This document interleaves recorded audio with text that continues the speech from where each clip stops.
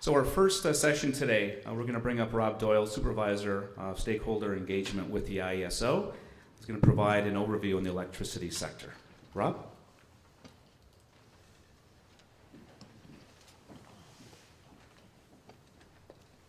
Well, thank you, Chuck.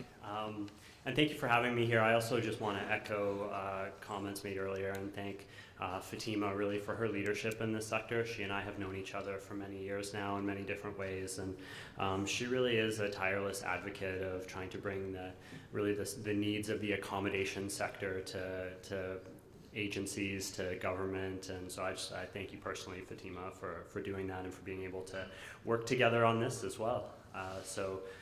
What's interesting, I find, in my life working in the electricity sector is every once in a while somebody will ask me what I do for a living, and I tell them I work in the electricity sector. And I swear, like, sometimes people almost pull the electricity bill out of their pocket. I'm like, aren't you on e-billing? Like, how do you have that? But it's just something that's really, it's on top of people's minds right now, and it's on top of people's minds because of cost. But I think it's also on top of people's minds because this is a recurring theme that we hear about in the media. So we're happy to come out and talk, and I'm happy to come to an event where if you have an electricity bill in your pocket, that's probably okay, as opposed to a Christmas party or other social setting. Like, don't do that there. So what I really want to do today is just to really talk in three different sections. The first one is to give you a little bit of insight behind the electricity bill. So when some people talk about the electricity bill, they say, hey Rob, these are all numbers that I'm familiar with. These are all English words, even if they're put together in a way that I don't understand. But we want to give you first an idea of what's behind the electricity bill so you can get a sense of what's going on in the sector. Then I want to talk a little bit about the electricity bill. We're going to talk a little bit about global adjustment too. And then after that, both Fatima and Alexandra said that, really this is a great time. This is a great time to seek opportunities in the electricity sector to help with projects at your facilities. So we want to facilitate and kind of kick off that conversation today too. You came to an event today where the IESO is partners, so I assume that as part of that you knew you were going to get the what is the IESO and what do we do slide. Really what Alexandra said, and I want to pick up on that, is that conservation initiatives should offset load growth. And that's a really cool aim, but what that does for us is it provides us as the IESO, we view ourselves kind of as the center of the electricity system. So if you drove to the airport today, you drove past large transmission lines, depending on where you came in. It's our job to be the air traffic controller of the power system, to make sure that there's always energy available, there's always electricity available when you hit that light switch. So that's profound. It was profound a couple weekends ago on Remembrance Day. Which always reminds me how patriotic we are as a country, as a province. So we see electricity demand on Remembrance Day kind of kicking along, and then at 11 o'clock at 10:59, we see it drop almost in a straight line by about 250 megawatts, so that would be about like half of a nuclear reactor, and that was on a Saturday too. So we think that's especially profound. We see it kind of track along like that for about 3 minutes, and then up 250 megawatts and on its merry way again.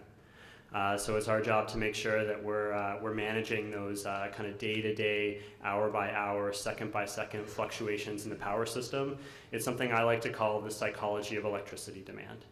So if the Maple Leafs make a playoff run this year, we're going to see that. We're going to see the impact of that on the electricity system. So we're seeing, really as the IESO, how consumers and how really the sector is getting smarter. And we do think that's really profound. Used to be that we just have these like huge generating plants at the ends of the earth. We'd funnel electricity into urban centers.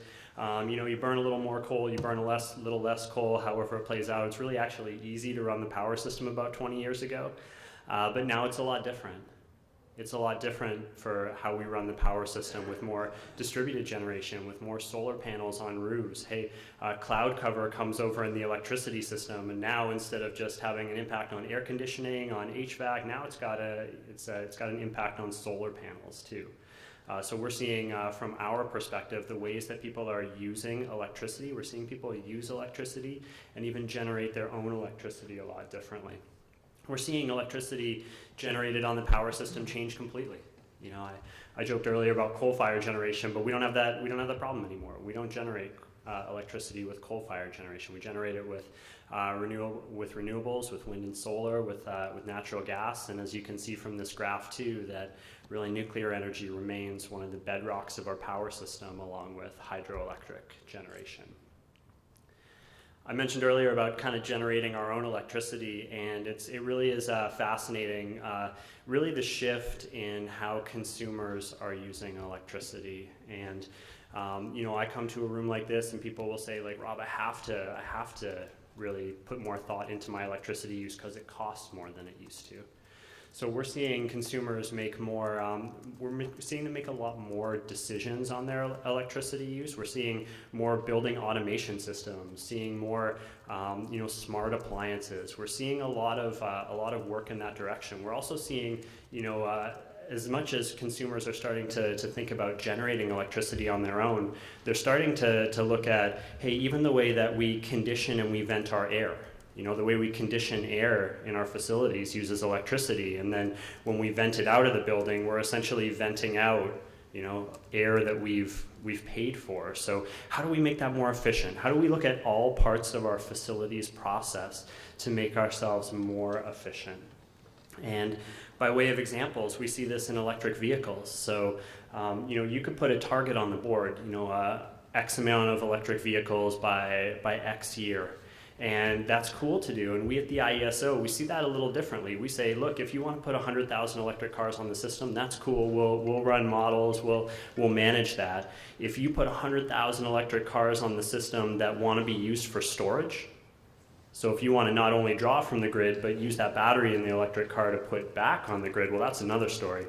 And then if you want to take those 100,000 electric cars and put 50,000 of them in Toronto in, you know, in a condensed system, well, that's another story altogether. So it's interesting as the sector makes more decisions on electricity, as there's more policy shifts to more renewable sources of generation, it falls upon the IESO to say, okay, well, how are we going to manage that to keep the reliability of the power system? One of the ways that we're trying to do that is by saying, let's not look at just the electricity system from an Ontario-wide perspective, but how do we really look at that and say, let's try to work with communities. Let's try to work in different regions to say, if this region has specific electricity needs, how can we work with those electricity needs together? How can we come up with solutions that might bring a benefit? Maybe it's electricity benefit, maybe it's a non-electricity benefit. And how do we work together in that to make sure that we're achieving the right solutions, not only for Ontario, but in a regional context as well? So that's kind of my behind the electricity bill. Now we'll get on to the electricity bill. And really, I think the reason why we want to talk about the electricity bill, because you know, at the end of the day, none of you are receiving an electricity bill from the IESO. But we want to come out and talk to this because we say it's when we look at the electricity bill, we want you to take a look at not only kind of that bottom line number, as Fatima pointed out. We want you to take a look at some of the consumption figures that are on the electricity bill too. And we want to say, you know, when you're able to kind of gain control of your electricity bill, like we hope that by the end of today that you're going to have more of an insight into electricity pricing and some of those bill components, and that'll help you to really start a strategy, start an energy strategy, or continue or strengthen an energy strategy. And then, you know, how do you go from there? How do you invest in control of your energy? And then how do you maintain control? You know, it's one thing to have a LEED certified building, but then in 5 years, how is that building looking? You know, are you maintaining control of your electricity consumption over time?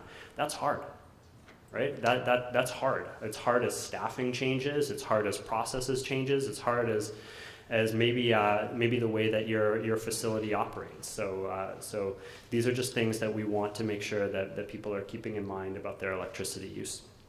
The first thing I really want to talk about in the electricity bill is units of measure.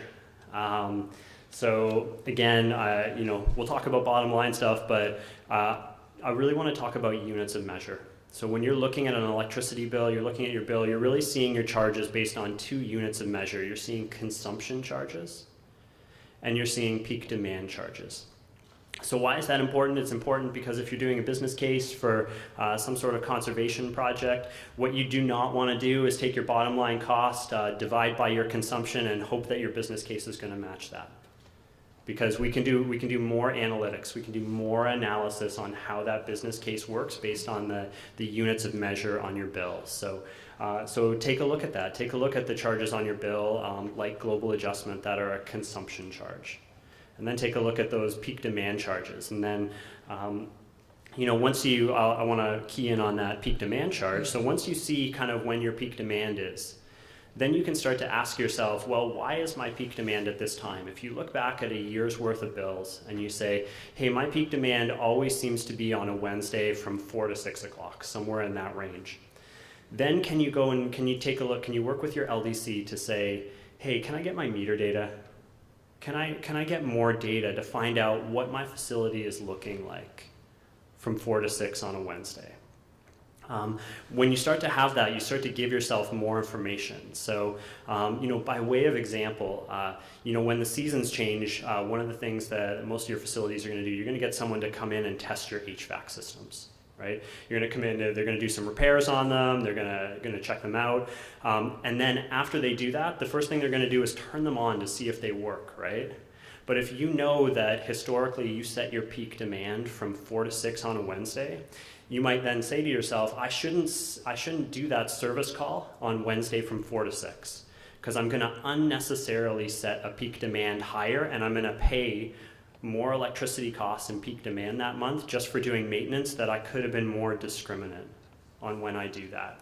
So if you know that information, if you know how your facility operates kind of day over day, you'll have a better indication of how you use electricity in your facility and how you can use kind of non-discriminate electricity. Now, when I talk to the accommodation sector says, Rob, that's great. I really appreciate you saying that. But do you know how much plug load is in my facility right now when people come in and they say they're sustainable at home, but goodness, when they come into a hotel room, they just turn on everything?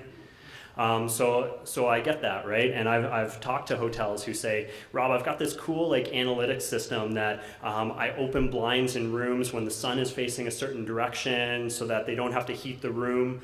So if I've got early check-ins, I'll put them in there. And you know what?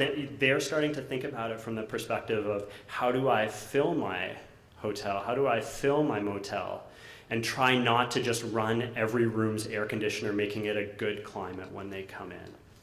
How do I, if I'm going to do one lighting project, how do I make sure the light that's always on, that I tell my housekeeping staff, keep that one on, that's the most energy efficient one, right? How do you start when you know your electricity use, when you know that how much plug load is in your facility, it starts to get your mind wrapped around, okay, how should I most efficiently use electricity? So I'm not using as much consumption charges, or I'm not unnecessarily setting peak demands.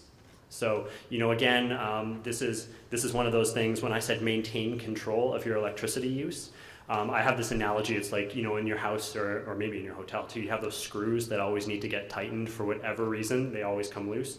In my house, it's because my kids keep yanking on doors and taps and stuff, those screws come loose. What I've heard, and I'm not ascribing this to anyone, work with your housekeeping team, right? Like the processes that you've set in place to make sure that you're using energy efficiently in your hotel, work with your housekeeping staff, who's the last person in that room, right? They're your last kind of point of plug load in that room. So again, just by way of example, you might look at me and say, don't worry, Rob, we've got that totally figured out, and that's a best practice, then I think we should all share with each other. So I promised to talk about global adjustment, not because it makes me popular, but because it's a real question. It's a real question that people have, as Fatima said, as it becomes a larger part of people's bills. So we want to talk about that. We want to talk about why it's there and why it's growing over time. And you'll have two lines on your bill. One is for the commodity price of electricity, and the other's for global adjustment. And there's an inverse relationship between those two costs. So if a generator signs a contract for electricity, and they are not able to kind of make the value of that contract, if they're not able to be held whole for that contract through the electricity market, which the IESO runs, which comes up with that electricity commodity price that's run hourly, and then you get kind of one number on your bill. If they can't make all of their money up through there, then they have to recover that through global adjustment. So that means when the market price is lower for electricity, global adjustment will necessarily be higher for electricity. So what's happened over time in this chart, in 2008 there was a recession, as we all remember. So what happens in there is that if you have like this pot of global adjustment money, the problem is that pot of money stayed, but demand shrunk because of the recession, because of businesses, industry, shutting down, running less shifts. So if you have that same pot of money, it's just split over a smaller base, which means the rate of that gets higher. And then what happens since then, as new contracts for electricity are signed, there's more money that needs to be recovered through global adjustments. So in a sense, what happens is the global adjustment becomes higher still. So we put this up here too, and I'm happy these slides to be shared. So when we talk about kind of budget forecasting of electricity, what we don't know is what the market price of electricity will be 2, 3, 4, or 5 years from now. But what we do know is what has historically happened over the last little while. So some people will take this chart and they'll say, okay, now I can see like cents per kilowatt hour. If I include both of those charges together, which are both consumption-based charges like we talked about earlier, then I can start to get a sense of where that might move over time. So one of the things we always talk about when we talk about the electricity bill, again, is how to use the electricity bill and how to try to use that effectively. One of the things that we find and have found is that people will say, hey, I've done a conservation project, I changed out all my lighting, but my bill's still higher. So now my finance team says, the next time I go in to do a project, that didn't work, right? But from a facility point of view, what we try to say is, okay, let's try to unpack the bill a little bit so that we can get more information from that. So if we look at our consumption over time and we can say, hey, I know that lighting project saved me X amount of kilowatt hours, in this example, 5,000 kilowatt hours a month. If we know that, then we can start to reverse engineer our bill. If I didn't do that, then this would have happened. So it's just something that we can then take back to our finance group and say, I know that the bill went up. This is especially, it's like when you're looking for a budget for next year. I know that, maybe the rates of the bill went up, but I can tell you, I can reverse engineer this to say, if we didn't do those conservation projects, we would have paid this and could then expect to pay this. So we think that's a helpful calculation to really, because we think it does two things. We think it helps with that, with our, that tension, if there is any, between operations and finance in a facility. But we also think it helps because it makes people go back after they've done a project and evaluate it to check if it's worked, to check, what kind of kilowatt hour savings, what kind of consumption savings they're able to see from that. So last section for me, and it's this theme, and what I really like about today's agenda is that it's filled with opportunity. I truly think that there's never been a better time in Ontario to get help with energy efficiency projects. So just for fun, I drive a 2001 Toyota Corolla. Not too much works in my car anymore, but I love my car. I really love it. I had someone over the summer, I gave someone a ride, and my air conditioning doesn't work because nothing works in my car. So he had to he was looking for the button to open the window. I'm like, oh, sorry, son, there's no button there. You gotta crank that. But the real problem with my car is that the check engine light's on, and it's been on for about 1.5 years. And I am not addressing this problem, even though I know that there's a problem. So why am I not addressing this? Because there's a capital cost associated with fixing that check engine light. I know that there's environmental problems with my car because of that. I know I'm not buying gas as efficiently, but there's a capital cost associated with that, right? That I'm not willing to kind of meet with my mechanic on until I have to. And I think if we're all honest about our facility, our check engine light is on in our facility right now. Right? The difference between my 2001 Toyota Corolla and the accommodation sector is there's lots of money to help you. When I go to the mechanic, that's on me, right? I'm not getting any help with that. But when you talk to your LDC, when you investigate Save on Energy programs, some of the things I'll talk about, some of the things that you'll hear about today, from your gas provider too, there are people and there are dollars who want to help. So don't be like me. Don't be like my Toyota Corolla and avoid that. Really jump in and say, what can I do next? The Green Ontario Fund just set up is a great example of something that the IESO is working with to design programs that will have GHG benefits. So it's one thing. If you haven't heard of that, please check that out. Please check the website out for that and see what is and what might be available to you in the future. At the IESO, we run a demand response auction. So are you a facility that has any load that could kind of shed load for 4 hours at a time if you were called? Maybe yes, maybe no. If yes, there's an opportunity there for you to be involved in that.